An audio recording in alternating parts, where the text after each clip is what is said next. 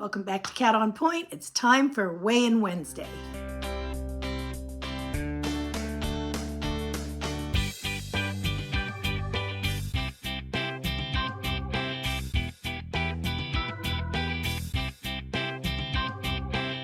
Hey everybody, welcome back. It is Wednesday. Okay, time for Weigh-In Wednesday. Now, I am in the second week of my recovery from radical hysterectomy and prolapse repair, which I didn't have a prolapse. Long story, but anyway, my doctor did that to help prevent one. But I am talking all about that journey on my other channel, which is listed in the description box, Sweetwater Place. So if you want to follow along with that, you come over there and we'll talk more about it. I have another update coming at the end of this week for that series. So, as I was saying, I'm in the second week of recovery, and yesterday I tried to go without Tylenol or ibuprofen from yesterday afternoon, and I thought, oh, this is great. I'm finally not going to need to take anything for the pain.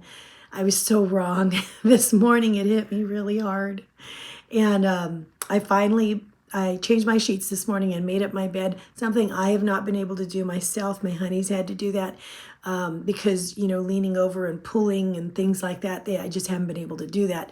But I was very careful. I didn't pull, and it took me a really long time, but I did it. So I'm proud of myself. But it wore me out, and the pain was just like so much this morning. So I took 2 extra strength Tylenol. So I'm still struggling with that. And, people will heal at different rates, and they heal when they heal, period. Doesn't matter which procedure you had, everybody's different, and you just have to go with whatever it is, And some people will be surprised and say, oh, you had the laparoscopic done, you should be, I knew somebody and they got done in 3 days, they were back at work. Well, that's them. That's not me. And again, I also had prolapse repair as well, which is a major thing in and of itself. In and of itself, you should have 4 to 6 weeks recuperation on that. And the same with the procedure, the laparoscopic procedure I had, which is everything. Also, I had endometriosis. So not only did the doctor have to take out fibroid riddled uterus, but he had to cut out, endometriosis, wherever that was. So there's a lot of stuff that went on in there. So we heal at different times. But anyway, that being said, I've been laying around all week, and I feel like I've been doing nothing. I haven't just been doing nothing. I've been homeschooling kids and helping out where I can. For the most part, I feel like my steps have never been lower. I have just not been able to move like I want. And I was so afraid that if I get on the scale this week, first of all, I thought I was going to be up last week because I weighed like 5 days after surgery, and I was down 1 pound. This week, I thought, surely I'm going to be up 10 pounds because I'm just eating. And I was not going crazy with my eating. I was trying to eat things that I knew my body needed. And, but there are a few fun things in there, but more or less, I was just, I'm doing what I know is good for me to heal. I got on the scale this morning. I am down 2.2 pounds this week. So that kind of blew my mind. I'm like, yeah, what the heck is going on? Okay, so I'll take it. It's fine. Last week I said, oh, I'm going to show you my food. No, I wasn't ready to do that, obviously, because I didn't. And I kind of feel like, sometimes when you're healing and you're just getting over something, you just need to concentrate on getting better. And anything else, you have to remove things that are going to be stressors to you. And at the time I felt it was a stressor to me. I wasn't making all of my meals this week myself. I was helping with some of them for the most part, though. My honey was putting them together, and he was doing the best that he could. So they're not things that I would typically eat, right? And so it just felt to me like it would be more stress to try to count it, right? We did go out one day and grab a thrifty ice cream. Not a big deal. 1 scoop is pretty good.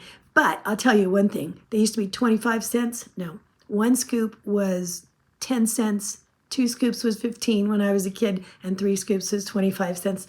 1 scoop now on a cake cone is $1.99.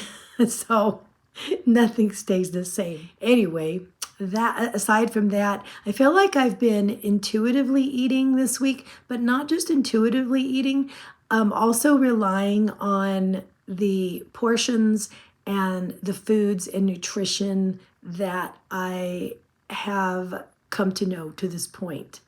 That's when I, was making either my own food or eating my honey's food, remembering all of that. So if I thought it wasn't, I'd keep my portions down, or I'd make substitutions or something, and not counting. I am counting now. For the past 2 days, I've been counting everything, and I feel really good. And before I got on the scale, I had decided that I felt good about the choices I was making, and I felt like rather than start counting points in a negative mindset, I thought I'm going to start counting in a positive mindset where, I'm not counting because I feel like I'm out of control and this is the only way that I know what I'm eating, or that this is the only way that I'm going to be able to control what I'm eating. No, that's not it at all. I feel like I'm in control of my choices and my mindset and the way that I'm intuitively choosing things, that I want to utilize this program to be a benefit, just so I can see what that looks like this way. And so it doesn't stress me out now to count the points, and I'm ready to do that again. So that's what I'm doing now. So anyway, I'm really happy with the 2.2 down. I have no idea what it's going to do next week, because right now my mind is blown as to how things are working. Apparently my body really needed the break, and obviously need all that rest to repair the tissue and get better again. But anyway, so I will show you what I've been having for the last 2 days or so, maybe a day and a half. Okay, I watch a lot of people on YouTube, right? A lot of other Weight Watchers and different people. And what I wanted to do was start reviewing some of the recipes of some of these other wonderful channels and give a real good insight to what I think of the recipe and share that with you guys. And the first one is a recipe from Joan's Pointed Plate, and I will do that at the end of this video. All right, for this morning, I'm having 1 egg, a half cup of egg whites, and Honey made me breakfast. He brought it up to my office. I've got a cup of oatmeal with half a cup of blueberries in it, and I think I've got a tablespoon of walnuts and a tablespoon of raisins as well, and some nut pods. All right, for lunch, I'm having half a cup of white rice, half a cup of green beans, and some chicken breast. And then I also had some of my 3-point chocolate pudding with 1 point of sugar-free chocolate chips on top and a point of low-fat Cool Whip on top of that. And then Honey made me a decaf latte. All right, for dinner, I had some of my Italian wedding soup, some peaches, and half of a chicken breast, a Laughing Cow cheese, and 10 of the Schneider's pretzels. This whole dinner, I believe, was 6 points or 8 points. And this is my daily tally for the day. All right, so this next morning, I am going to be making this French toast in a mug, and I'm going to be reviewing that in a minute. This is from Joan's Pointed Plate. I'm going to be using this little bowl here instead of a mug. I'm going to use 2 eggs, 2 tablespoons of unsweetened almond milk, 1 teaspoon of cinnamon, 1 teaspoon of vanilla, and then I also have a sweetener, 1 stevia packet, and 2 of the Sara Lee reduced calorie breads, and I torn those up. I am going to take the eggs and the liquids in here first. I'm going to beat in the eggs, and then I'll add in the other liquids into this. And so just a minute about Joan's Pointed Plate. I thought this would be up on her YouTube channel, and I did find it there, but then I also remembered that she had a website, and so I went over to the website, and my goodness, I gotta tell you, She has so many amazing recipes on that website. If you have not checked it out, you really should. I'll talk more about that in a minute. But anyway, as long as I can remember, I have liked a sweet in the morning. I just needed, that's why I love pancakes in the morning. In goes the cinnamon and the sweetener. I'm going to mix that in as well. This is such an easy thing to make in the morning. French toast, pancakes, those are my favorite. Muffins, I like once in a while, but I kind of got a thing about being real careful about muffins because some muffins that you buy out there can have a lot of fat and they could be just like eating a donut for breakfast. So I like healthy muffins, but when you go out and you buy them, in goes the bread. When you buy them and you're out, at a bakery or something, you really need to watch the fat and the sugar content because it can be pretty high. All right, so I'm just going to douse this in the egg and make sure that everything gets really covered and saturated and the bread just soaks it up like a nice little sponge. This is going to go into the microwave for 1 minute and 45 seconds. And then she says to let it sit for a minute before you do anything else to it. So now it looks like it's soaked everything up pretty well. So I am going to just take that, run it over to the microwave real quick. And I already smell this wonderful cinnamon. All right, so it is sitting for a minute. I'm going to put 1 tablespoon of the Cool Whip on here. And I'm also having a half a cup of Fage non-fat Greek yogurt, a quarter of an apple, half of a banana, a quarter cup of blueberries, and 1 tablespoon of pumpkin seeds. Those are raw pumpkin seeds, and I also sweetened up the yogurt with some blueberry skinny syrup because I don't like it just like that. I like it a little sweet with some taste. All right, so what did I think about the French toast in a mug from Joan's Pointed Plate? I like bread pudding, and I like something warm in the morning for breakfast. I like cinnamon and cinnamon toast. And I really thought this was a really great recipe for all of those things. I did. And I'll tell you why I think it's a really good recipe.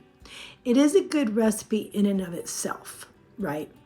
And I think what's really going to help you out in whether or not you really like this or not is going to really rest on your choice of sweetener that you like, because that is really where the sweetness really comes from. Although cinnamon does add a little bit of a kind of a sweetness, you really do need a sweetener, right? And the stevia that I used, which I will use in tea, it's kind of a mild sweetener. So I would not use stevia again. And I think everyone has a sweetener of their choice. So I love the fact that in her recipe, she mentions to use the one of your choice, right? Because that's really going to make or break whether or not you come back and do the recipe again. So what I did was I ended up sprinkling a little bit of, there's a Splenda blend that it's not sucralose. I think it's like a erythritol stevia blend, and but it's a Splenda baking blend, and it's granulated. I sprinkled a little bit of that on top, and I thought, bingo, this is the one that I should have used instead of stevia. So that was amazing. And I noticed, I thought, you know what I could do, since it's French toast, could use a little bit of sugar-free syrup on this. So I put about a teaspoon of sugar-free syrup on top with my light Cool Whip. And then bada bing, it was amazing again. So I'm like, wow, this is a really great recipe, because what you can do is you can switch it however you want. It's a wonderful base recipe. It's good just like it is, but I realized what I could do is I could change this recipe in so many ways depending on my mood. I could add apples, I could add pumpkin pie spice to it, and walnuts, and have like an apple pie type French toast, or I could change it and add pumpkin and a little pumpkin pie spice. I could add, bananas and walnuts and a few chocolate, sugar-free chocolate chips and make like a chunky monkey type bread pudding French toast. And I thought there is so much that you could do with this one recipe. It's great just how it is, but if you wanted to gussy it up a million different ways, you could, and it would be quick and it would be easy. And I thought, this is going to probably be one of the staples in my rotation. I have a few things that I like to make a lot, and I write them out on a little 3x5 card, and I tack them up in the inside of my cabinets. And so when I get up in the morning and I don't know what to do and I'm half asleep, I know to open up a cabinet and look at one of those cards and just go with that. And I can say that this is easily going to be one of those 3x5 cards that's going to go inside of my cabinet, and it's going to be a staple. So I really want to thank Joan from Joan's Pointed Plate for that recipe. Really good. And I also want to talk a little bit about Joan just for a second. She has this recipe not just on her YouTube channel, which I'm going to list below, but she has a website, Joan's Pointed Plate. And if you go there, she has worked so hard at putting so many recipes on there to be a resource for everybody's journey. You guys, you're never going to run out of ideas or recipes as long as you know where her website is. It is really amazing. I'll try to list that below as well. This woman is not afraid of hard work, and it's to our benefit that she's put so much into that. So I really think you should go and check her out if you haven't already, and definitely check out her website and keep that as a resource because it's a gold mine of recipes. All right, so I'm going to let you go, and we will review another recipe soon. All right, guys, I will let you go, and I hope you have a wonderful Wednesday. Bye.